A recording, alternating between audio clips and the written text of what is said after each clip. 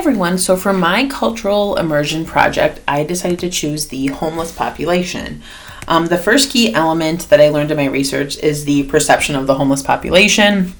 Johnstone 2015 talks about how a common belief is that the individual and the homeless population are not seen as fully human, and this can be because of the lack of beauty and charm that the world places with the prejudices of disgust and contempt on the homeless population, making them equivalent or deemed like trash or a broken object. The second key element that I learned from the research is the cultural dynamics or subcultures.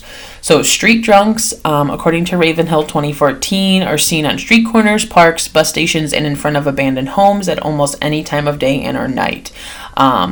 Drug users and addicts, according to Ravenhill 2014, prefer squatting, hideaway in stairwells, alleys, parks, kind of out of the direct public eye or law's eye. Hostel groupies or day centers, they're often seen sitting on the steps of a nearby entrance of a shelter that close during the day and make their residents remove themselves from inside the home.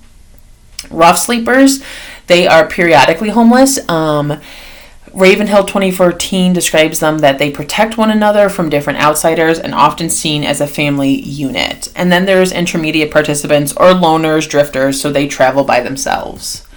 The third key element that I learned from the research is the history of the homeless. So in the 1870s, the National Academic Press 2018 talks about how tramp was the term, which means loss of character with the lack of one's residency. The Civil War expanded the homeless population because of the railroad system. And then in the 1880s, the term tramp transitioned to hobo. So writers in this time period really romanticized the term and really shed light of how they were refusing to be oppressed by the working society. World War II, according to the National Academic Press, created more jobs, so it decreased the population, but it changed the demographic of the homeless population to white males in their late 50s who were often disabled. And then in the 1980s, it developed what the modern times of homelessness is. So what we often see, this was because of inner cities being built, deinstitutionalization of the mentally ill, the increasing unemployment rates that we're still facing, and the lack of affordable housing, and then also the emergence of HIV and AIDS. The fourth key element that I learned is what the homeless population wants. So basic human rights. And this can be done through small acts of service like community food banks, reaching out to local outreach programs, and advocacy. In terms of historical oppression of the homeless population, the National Academic Press talks about how they're perceived as dirty, unintelligent. They're the cause for overcrowding. They're the cause for dismay or dirt in the cities. This stigma against the homeless population increases the possibility of them developing a substance abuse or becoming mentally ill. In terms of current oppression for the homeless, criminalization is the big one. TARS 2021 describes sweeps. So this is of an eviction in parks, stairways, or other housing shelters where society deems them to be burdensome or an eyesore. These sweeps are done without any notice, which unfortunately causes the individual or homeless group to have no adequate shelter or housing or have time to find the adequate shelter or housing.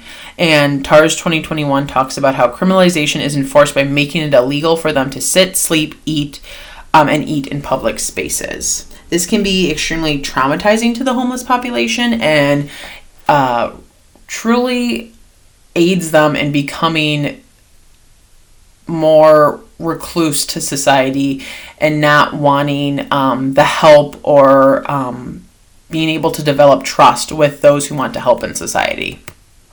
The first event that I participated in was McCrest. This is through the St. Vincent de Paul Society in my church. They house the homeless for a week. The type of routine that they go through, so they check in around 4, I believe check-ins from 4 to 7. In check-in, they're screened just to make sure that they are not under the influence of alcohol or drugs. All of their belongings that they bring into the church are checked. And then they're able to kind of go about their ways. In the pictures that I have displayed on the screen, that's basically what it looks like. I was not able to take pictures of inside my church's housing facility, but there is a dividing wall. The bottom picture kind of shows that, where there's two walls. The men are on one side, the women are on the other. And that's kind of their living quarters, you could say. Dinner is served, and then after dinner, everyone is shuttled to the YMCA for them to be able to take showers. And then when they come back, there's some type of event. So it can be a movie night, it can be different types of talks or seminars about goals, about religion. There's a carnival, a happy birthday night. They're not enforced on the participants, but they are recommended. This type of event provides shelter, food, resources, and stability for the homeless populations. The three key elements that I learned in the McCrest event is first, stifled voices. So I know we hear often in counseling that we are the advocates, we're the voices for those who have no voices, and I didn't realize how much of a limited voice, or if any voice, the homeless population have because of society deeming them as bottom of the barrel, filth, no input to the world, that they have no voices because they have been stifled for so long. And even if they get the opportunity to voice, they don't know how to. The other key element I learned is the increase of families. COVID-19 obviously has impacted the whole entire world, and there were many families in the McCrest event. And this was an increase, I know, when discussing with some of the workers from the past couple years. And then the third key element I learned is the small acts of basic human rights. Many of the participants were talking about how this type of event, this type of program is incredible because it gives them food and shelter, and allows them to come in as who they are, as equals, no matter of their background. The second event that I participated in is the Housing Assessment Resource Agency event, HARA.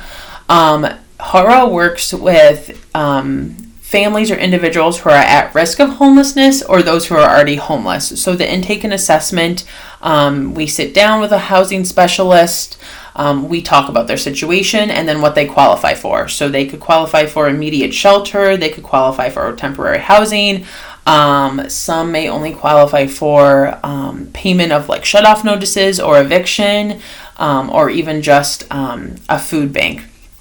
Then they talk about their goals, so what they want to achieve, and then they also go through the resources and aid that HARA and the Blue Water Community Action Team provide. The three elements that I learned in HARA, the number one common challenge for them right now is with addiction and substance abuse. So HARA does not allow those who are participating in substance abuse or addiction to be part of their program, but they're also not able to drug test them at this time. The second thing that I learned is that there needs to be more support from the surrounding communities because of the influx in the homeless population. And then the third key element that I learned is the variety of goals that the homeless population want.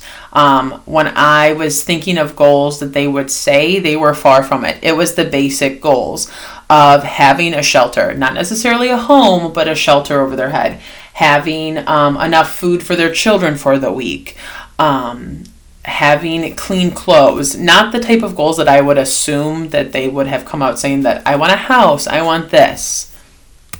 The agency interview that I conducted was with the housing resource specialist from HARA. In the interview, we addressed the needs of the agency and the homeless population. We talked about the challenges that I had kind of discussed in the last slide. We talked about agencies' outreach, so how they're able to reach the homeless population, and this can be done through mailings. I know because in the Blue Water area, it's lower income or poverty level, that HARA automatically sends out pamphlets and events and information through the mail.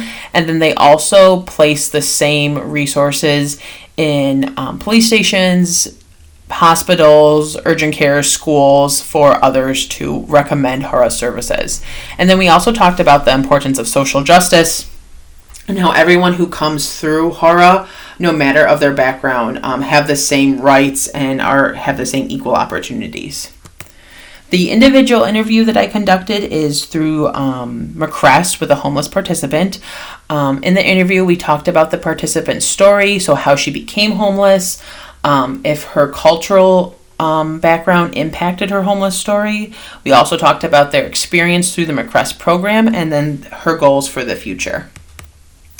In terms of application to counseling, client or person-centered counseling is a big one in servicing the homeless population. So Wilson 2018 talks about how empathy helps create a therapeutic relationship of positive regard to the client.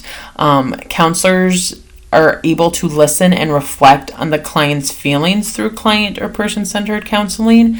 The homeless population have a severe lack of trust in society, and so it can be very difficult for them when working with counselors to open up, to explain to them everything that has gone on or their struggles and goals. And with client counseling, it projects care and warmth, genuineness and empathy when listening to the stories of those who are in the homeless population. Cognitive behavioral therapy, CBT, is another one that can be applied. This focuses on enabling the client to set achievable and realistic goals. The homeless population, they have endured a significant amount of changes and loss, and it can be very drastic, or it can even be over the course of a long period of time. But by discovering the new patterns of thinking and applying them to how they behave, it can help them heal from these drastic changes and loss. In terms of my personal experience, I thought this project and the events and interviews was extremely insightful and educational. I did not only learn in terms of like what the homeless population is, what they're facing, but I also was able to see firsthand in real time what they're dealing with. I for sure developed a deeper sympathy of the homeless population's needs and what they do need. And I learned how I can help both personally as an individual, as a young person who is financially stable and is able to help. And then I also was able to learn how to help professionally in my counseling career. I hope you guys enjoyed my video, and I look forward to watching everyone else's. Thanks so much.